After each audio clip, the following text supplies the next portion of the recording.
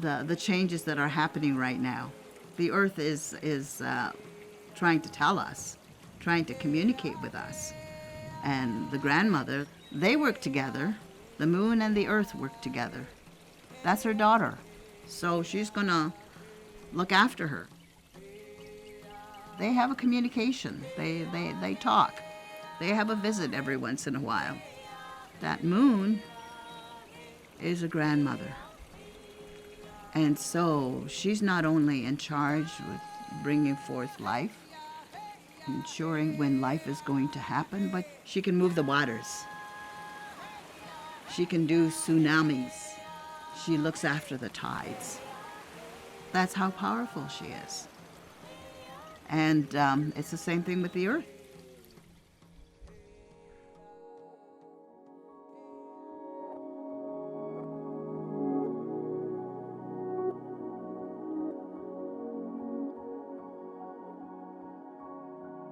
Everything in creation has a purpose, and so we need to be mindful of that and get to know her.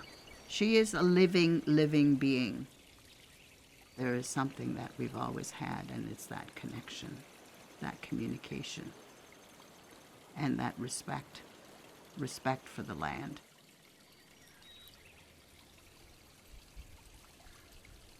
The indigenous people of this land, this Turtle Island, they knew how to communicate with her. Just in the same way that original man, when he saw how complete and whole she is. That's the way that they maintained that relationship, that connection. They relied on her because they knew that she sustains them. She gives them life. They knew that. They've always known that. But the settlers that came, they didn't have that. What was happening when Columbus thought he found India? What was happening over there? The relationship between men and women was not a good one. They were burning their women, the midwives, the herbalists, the medicine women. And so when they came here and they saw how the women were treated in a good way, there was respect there. The men respected their women because they knew where they came from. They knew where they came from, and that it is through woman that they came. It is a woman who molded and shaped them and gave that spirit life. And so they knew that the women were the life givers. And so there's a very, very strong connection there with the land. Because as women, we are very much like the land. We are the earth. And so what you do to a woman, you do to the earth. What you do to the earth, you do and to humanity, actually. To humanity, because we're all connected. It's going to take some time to mend, to heal, and to bring that balance, because that's really what we need.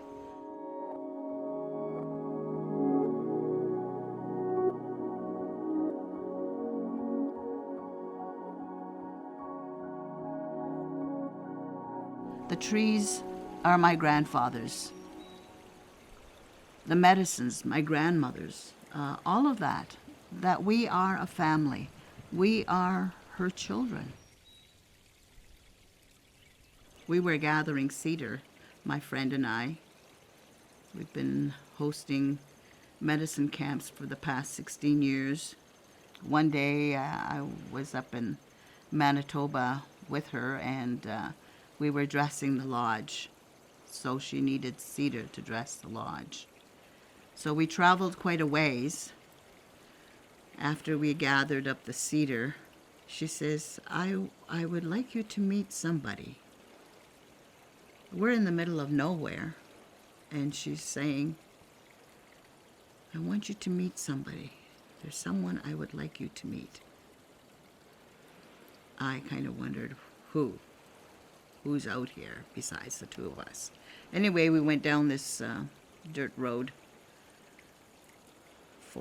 in the forest, and then she turned off into this swamp, muskeg, and there's this carpet, this moss, and once I stepped in, I went down deep, like right up to my knees, and I thought, what are we doing out here?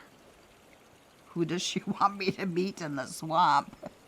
Anyway, I take another step, and another, and another, and as I take these, walk into that swamp, into that muskeg, I feel this energy surging up, all the way up, and it made my belly dance. I literally started to go. I thought, wow, what's going on here? And we walked further in. Well, I didn't say anything. I'm just kind of wondering, what is she doing? Anyway, there's these plants, these beautiful, beautiful flowers in the muskeg. And she says, here, this is who I wanted you to meet. And so she referred to this plant as a person, as a grandmother. And I saw the most beautiful flower. I had never seen this plant, this beautiful flower. And of course, again, I'm such a wuss.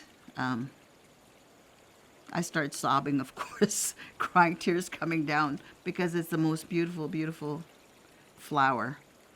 And I thought, why is she making me cry? So my friend says, because she's a grandmother and she's a medicine. She's a woman's medicine.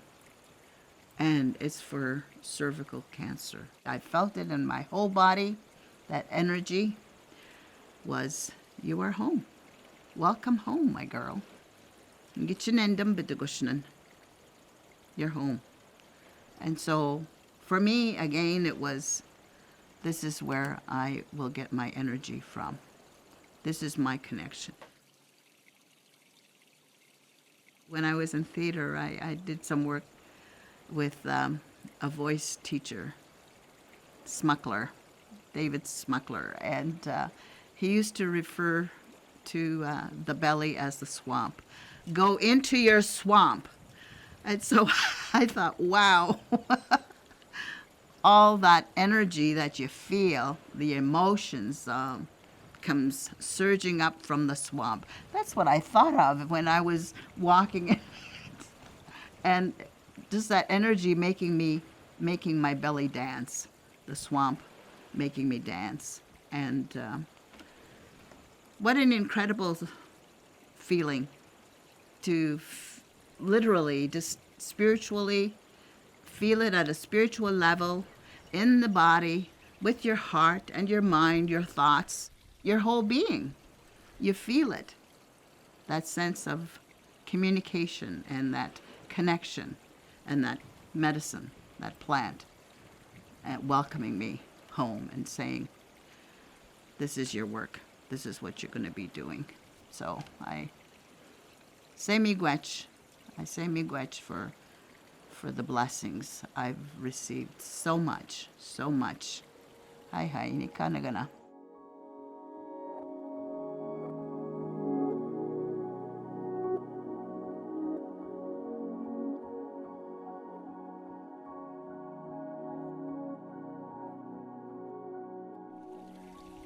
Be careful how you move. Don't disturb. Even when we go into the bush to collect medicine, that's the first thing we do, is that we acknowledge, I want to come into your space, into your territory. I'm going to come and ask for medicine that will help our people. And so you're asking for permission.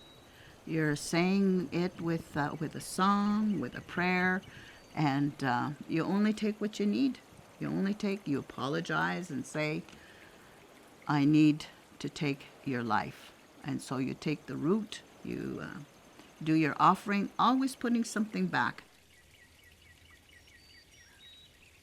When I first had an interest with the medicines, it was Sam Mazalmik, one of the elders here, who introduced me to a way of approaching the plants and a way of talking to the trees or whatever it is that you're gathering, because you're looking at the whole being, what they call holistic health, holistic wellness, the mind, the body, and the spirit.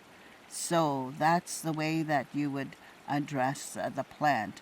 I need this for physical or for spiritual or for mental, and telling the medicine where they need to go, how it's needed, and giving a reason why you're picking it. Reciprocity. Whenever we take something, whether it's clear cutting or people are cutting down the trees, human beings are doing that.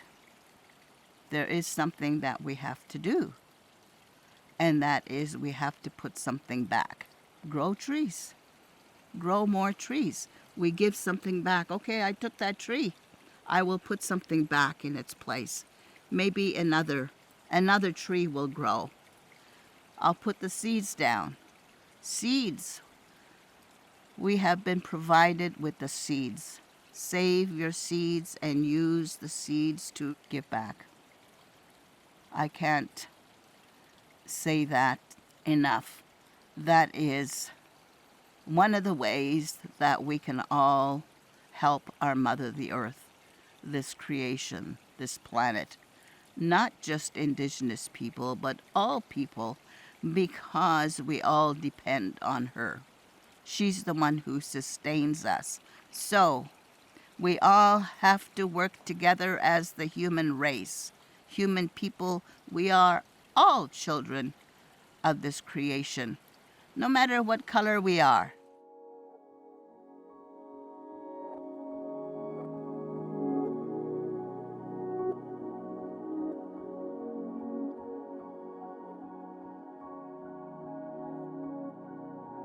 How you care for your medicines. You have to take care of them in a good way. I never throw medicine in the garbage, even recycling or compost. I don't. I go give it back to the earth. The water, cedar water, I give it back to the cedar tree. Medicines that we've drunk already, we give it back to the earth just to acknowledge it in that good way. It's respect. It's just mainly respecting the relationship that you've acquired with that plant, because you have been communicating with that plant. And prayer. Prayer is very, very, very important. It's talking to that plant, even as you're making a tea, and I need you. This is what I need you for, and would you help me? Just very simple prayers, but you've established a communication, you've established a relationship with that grandmother, with that grandfather. It's your family. It's gonna help you.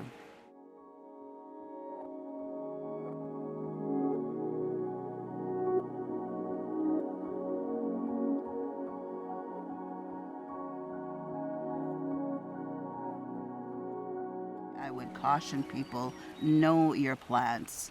I don't do so much prescribing. I kind of look after my family and myself.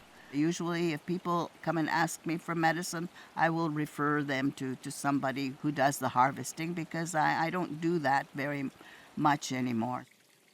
We're cautioned, go and pick your medicine in a clean place.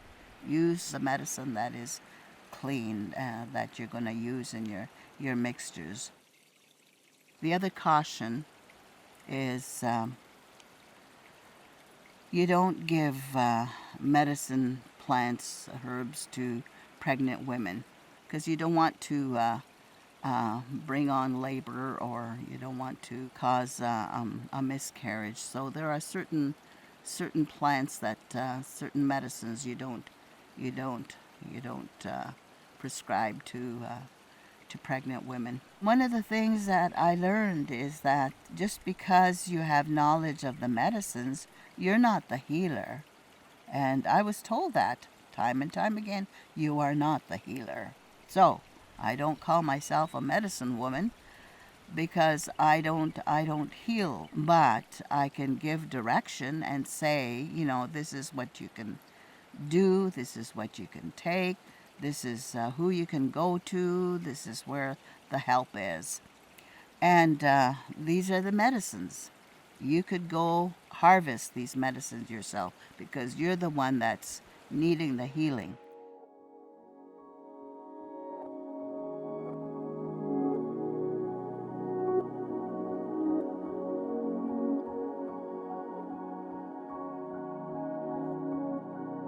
It's not silly when you go hug a tree. I'm a tree hugger, and I have no problem talking to a tree and leaning my back, putting my spine against a tree, or telling the tree to take my sadness away. The trees remind us about our truth. Our stems, our pipe stems, come from the trees. They provide those stems. When you look at a tree, there are branches that veer off. And so we are very much like the tree of life, our path, our journey, the spirit journeying through life. We are rooted to the ground, to our mother, the earth. Our path in life has to do with the reason why we've come into the world. There is a reason why we come into the world. We have a purpose. People in different parts of the land use it for different ways. Somebody might use snake root for heart, and people out west might use it for something else, maybe for lungs or for pain. And so there's different uses that people, maybe that's the way they were shown.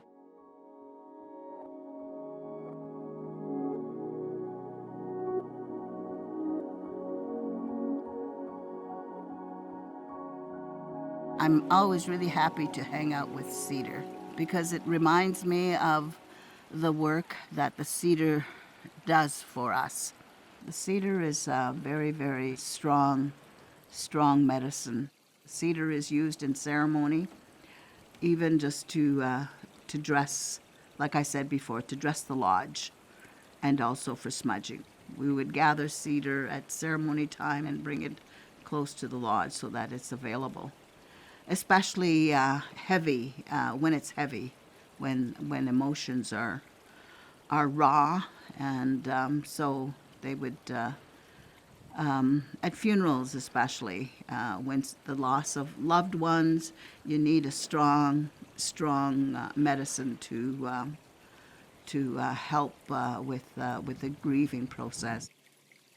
I wanted to share the story about my sister, how she fasted for 7 days and 7 nights. So she was blessed with this incredible dream and shown how to use the cedar. There's many ways that you can use, we use the cedar for medicine. But for her, it was, she was shown to help people with trauma, that she could bathe them and wash them with cedar in a certain way that she was given to do that work. So she worked with many people with trauma, whether it was sexual abuse or violence in their families, and so they would come and see her, and depending how many times that she had to do it, she always knew. So you could see the transformation. I saw the transformation in people after she'd been working on them after maybe 10 cedar baths. And they weren't done, one right after the other, but there was time to allow it to work through your body and your the process that you have to work out. She taught many women how to do that work, and so it's being used now to help our people with their trauma. So that's one way. The other way is just to ward off negativity and to ward off colds. The buds of the cedar, you can allow it to soak for a certain length of time out of sunlight and make a tea out of it with other mixtures. So the cedar is very very strong medicine.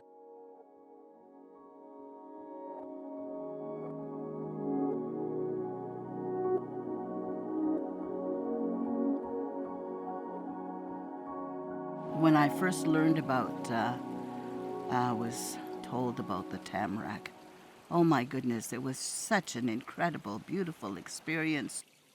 The bark, the inner bark, can be used for the spine to help with your vertebrae, with your spine. But it's also good for addictions. You would take the whole tree and dry it and cut it up into small pieces and make a tea out of it. The tamarack, it's one tree that loses its needles. They turn yellow in the wintertime. But it's another one that we would use for our lodges to protect and shelter our lodges.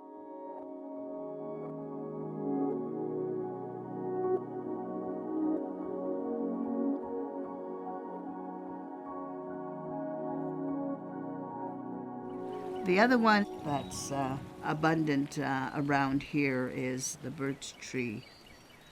There's different stories for certain ways that you can use the birch tree.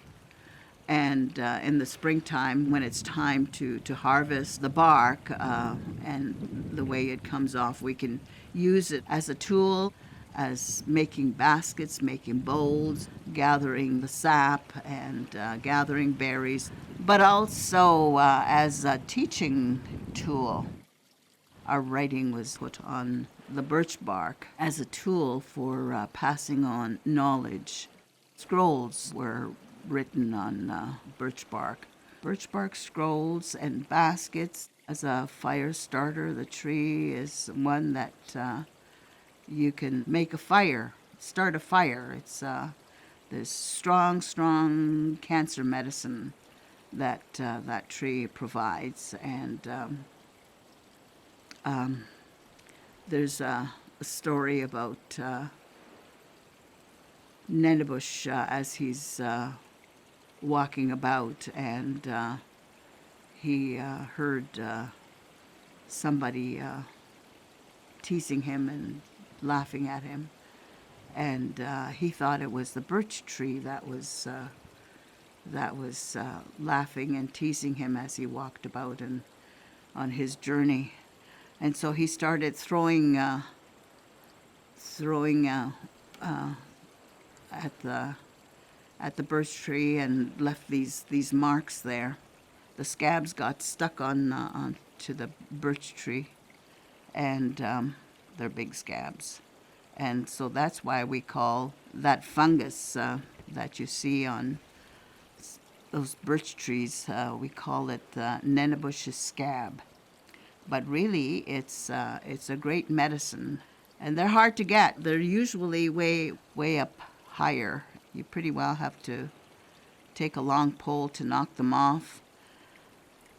But the outside of that fungus is very dark, and again, that's strong medicine. It's a mixture that can be used with for cancer. It's another cancer medicine. And again, it's people are finding out about that. You see it in health food stores. They charge a lot of money for that. But the inner part, which is the lighter color, is more for your liver. It's a detoxifier. It's a cleanser. It's one that I use quite frequently.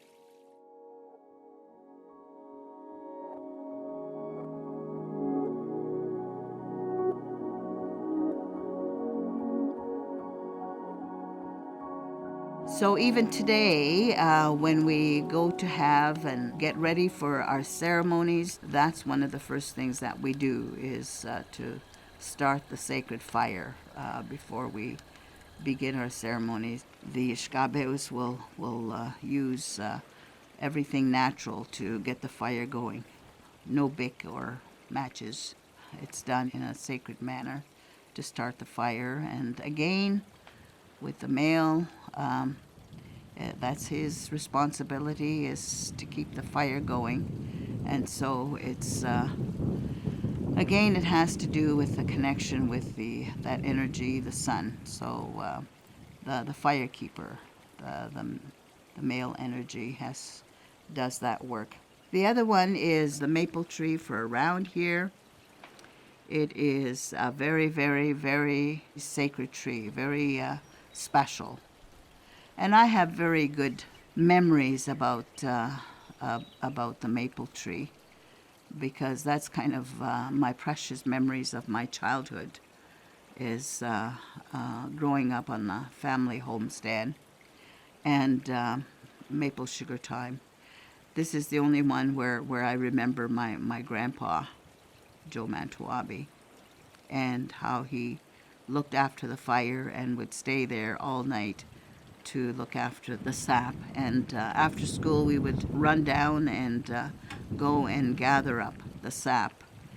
So again, that maple tree, it brings forth the sap, and you hear the thunder beings in March, and how they're getting ready to come, and then the sap begins to run, and again, it's water for healing, for our healing. The sacred water coming from that maple tree to help us. So one of the teachings that I've heard about the sap water is that it's also a detoxifier. It's a cleanser. It flushes you right out. You drink that when the sap begins to run.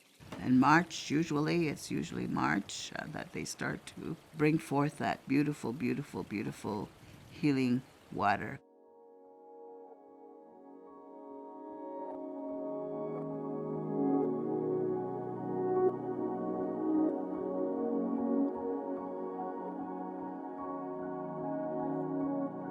The poplar tree is another very, very sacred tree. And of course, the white poplar is used only in ceremonies like the Sundance and the Medewan.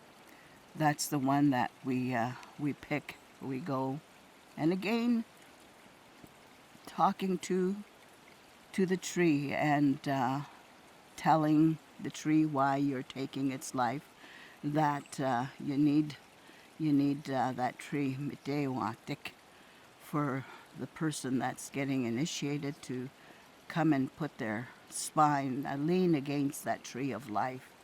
And so very sacred in that way. It's used.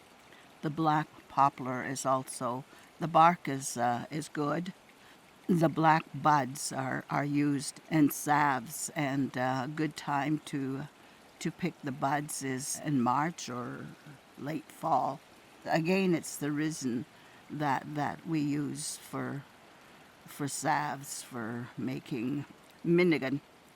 When I was harvesting medicine, I met this young man, and I was struggling with a toothache. And so that's what he said. Oh, just get some buds from that poplar tree. And sure enough, it eased the pain. I just wrapped it in cloth and put it on my tooth, and it took the pain away until I, could go get it looked after. But that was a good lesson there, a good teaching there about another way that we can use the buds.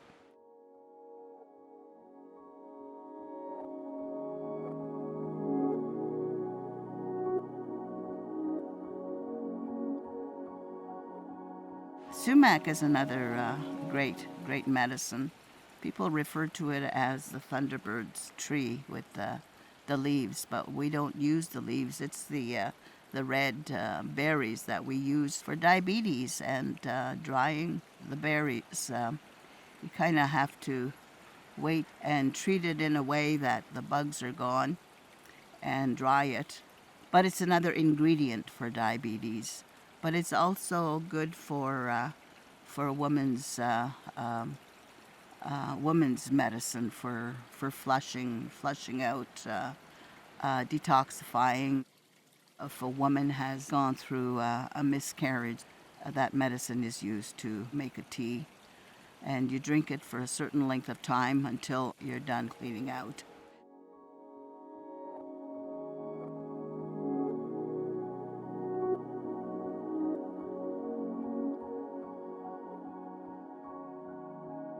The evergreens, they're all very medicinal in their properties. Balsam and spruce are very much alike. They're similar in that they are both green, of course, but the spruce has long needles. The white spruce has long needles, and it's also another great medicine. It has gum, and so that in itself is a puller. It's awesome. I remember as kids we we would take the gum, and that was our gum. We chewed that, and but it's also a puller. The balsam is keeps the bugs away. And this is what we would use in our tents, in our lodges, especially the hunters and the gatherers when they went on their trap line. This is what they would gather to make their floor, to make their beds. And when we fast, this is what we would use, and that would, it has a nice aroma. But it's also kidney and bladder medicine, and also it has gum. Spruce gum is a little bit more bulky, and it's pink and it stands out. This one is smooth, and so you can just take a little pin and make a hole, and that medicine will come out. So that one we would use again for sores and for pulling.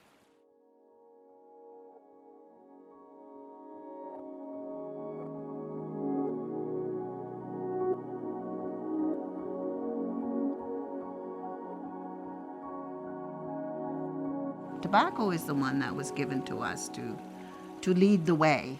Whenever you need something, you ask something, help me, give thanks, it's the tobacco that goes ahead.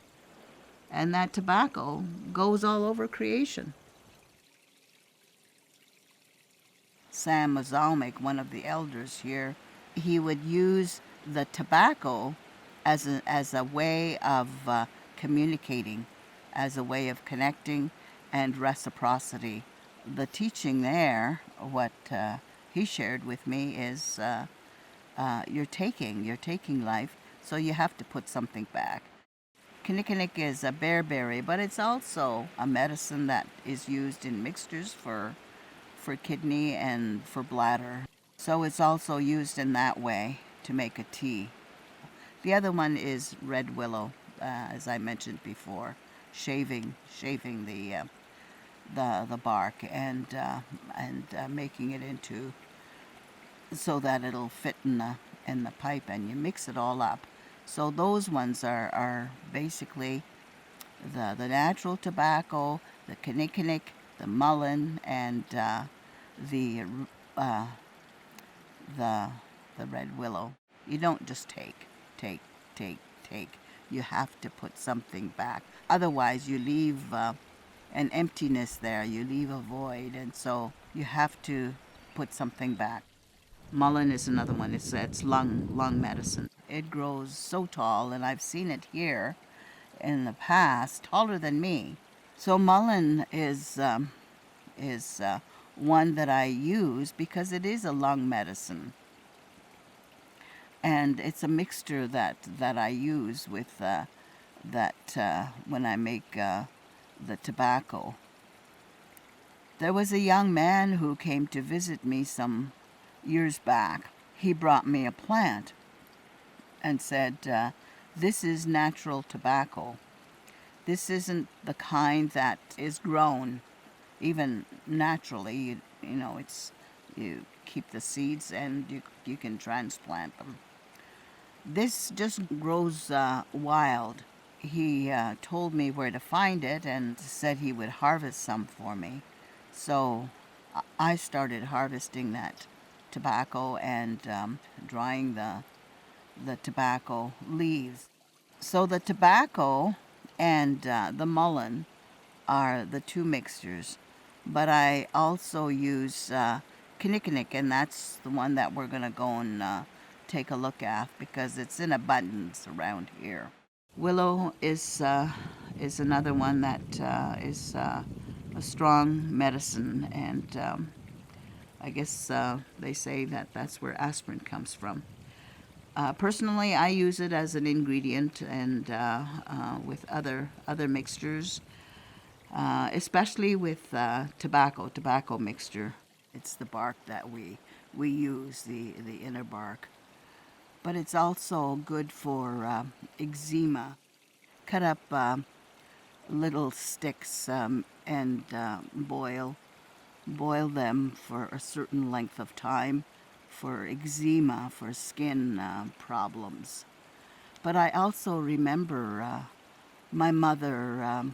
She had tried everything to help her grandson, who had very weak limbs, couldn't stand up. You stand up the child, the little guy, and the knees would just collapse, couldn't crawl. So the legs were weak, and so she tried just about everything, home remedies to help this little guy. Finally, she used this red willow to strengthen his legs, and eventually he started to get stronger. Like even when he was trying to move about, he would move on his bum, so he couldn't use his knees to crawl. And but eventually he did start walking. Cow parsnip. It does look like a parsnip, the root, and that one has to be cleaned and washed right away, because otherwise, if you leave it too long, it'll be hard to cut up into small pieces to use in mixtures. But we refer to that one as grandfather root because that's the one that we put in all our mixtures, so that it is like the conductor. But it also looks very much like the poisonous plant that you get warned about all the time, the giant hogweed. So there is a difference. You can tell the difference. And so that's why I would caution people, know your plants.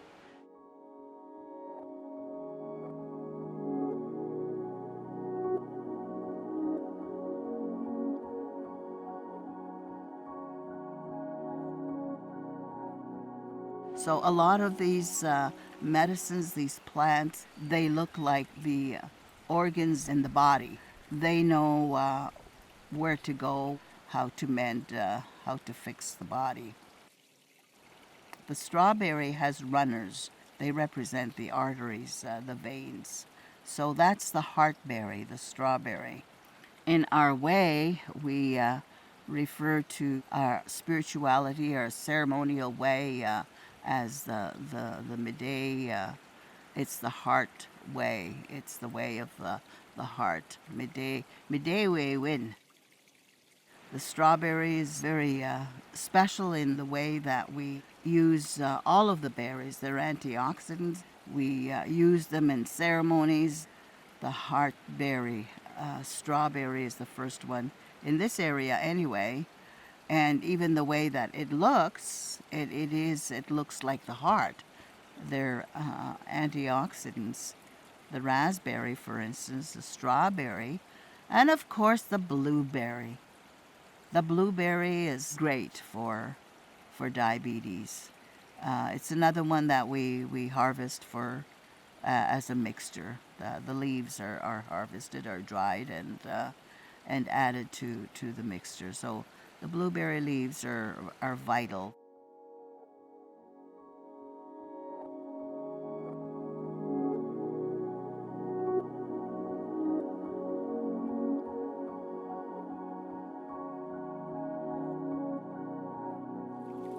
It's a very, very, very powerful medicine. People refer to the dandelion as, oh, the cursed dandelion. But it's a very, very powerful medicine. It's a cancer medicine. We use it for diabetes. It's a mixture that is used. You can use the leaves in your salad. It's another medicine that will work for you. The flowers too are good. Some people make dandelion wine. I don't know how to do that. Maybe I'll learn in my old age how to make dandelion wine.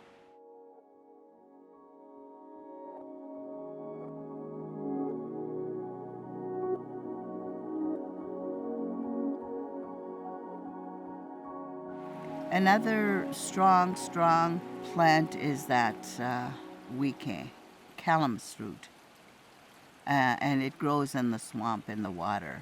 It looks like the bulrush, but that's not what it is. It's different. So again, they're similar, those ones. But the Wekan is one that you wouldn't give to a pregnant woman. So any of those medicines that are powerful, really, really, really strong, you wouldn't.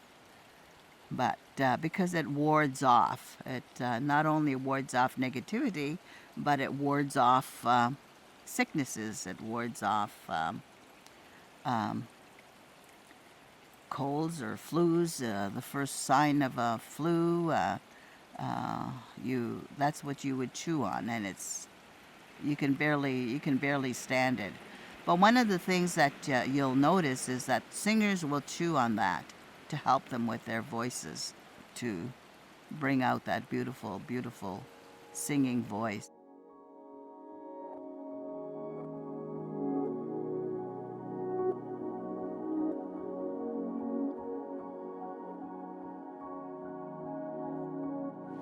The other one that I picked up on was Labrador tea, and it's a plant that grows in the swamp, in the muskeg, and it grows close to the pitcher plant.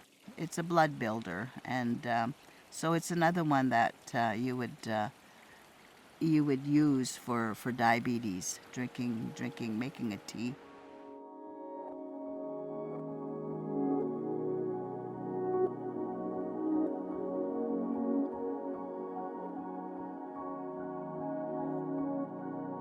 Joint grass is another one that grows in the wet area. There's a lot of strong medicines that grow in the swamp. They have other names like pipe grass or horsetail.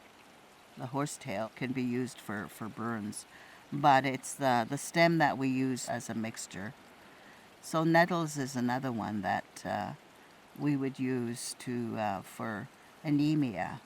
It's full of iron, and the best time to pick that is when they're young. If they're older, it gets buggy, so you have to pick it at a certain time, the nettles, and wear gloves for that one.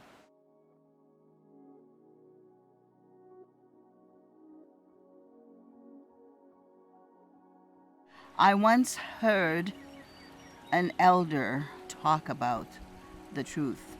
The way that he explained it, we lost our kindness and our sharing. It was taken from us. We have been a kind people, a sharing people. And that's the way that we were when the newcomers came. And when they came upon our shores, we agreed to share. We didn't give up anything. We agreed to share. And we welcomed them and took them in. And so we were kind. But something happened. We started to lose and lose and lose. until we lost almost everything. So, kindness and sharing. The way that he talked about kindness is the braid of sweetgrass. He talked about it as the hair of our mother, the earth. When you braid the sweetgrass, you have the kindness, you have the sharing, you have the honesty. So braiding those three together, then you have your strength. On the other hand, it's a deer hide, a pipe bag. And he said, this is sharing. The hide of a deer is representative of sharing, because the deer will gladly give up its life so we can be fed. The deer feeds us. And so that is the height of sharing, when someone gives of its life so you can put food on the table to feed your family. Kindness and sharing. So sweetgrass, kindness. It doesn't burn you. That's one grass that won't burn you. The deer, wawashkishi, sharing. What we have left, he said, is the rock. A sini, the spirit and the rock. That's where our resiliency comes from. We are a resilient people. We are strong. We still have our strength. We are still here even after what we have come through these hundreds and hundreds of years of trauma. And truth. We still have our truth, he said.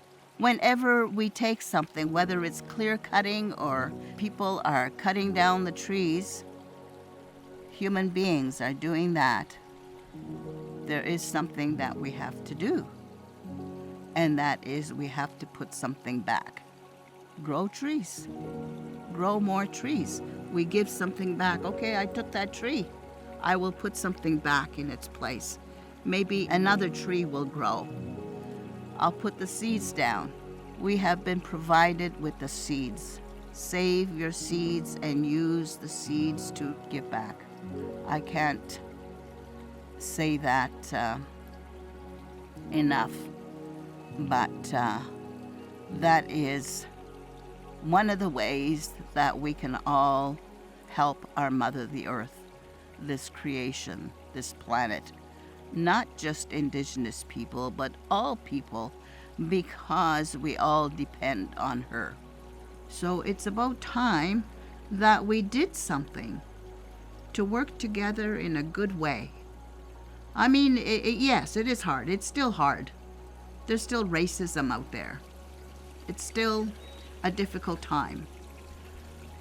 But certainly, because of what's been happening, there is a shift. There is a shift. It is shifting. But we need to work harder. We need to do more to bring about more change and to become closer to the spirit, to spirituality, to the connection with the land, with all of creation. That sense of communication and that connection and that medicine, that plant, and welcoming me home and saying, this is your work. This is what you're going to be doing. Say miigwech. I say miigwech for the blessings I've received. So much, so much. Hi, ni ka na gana.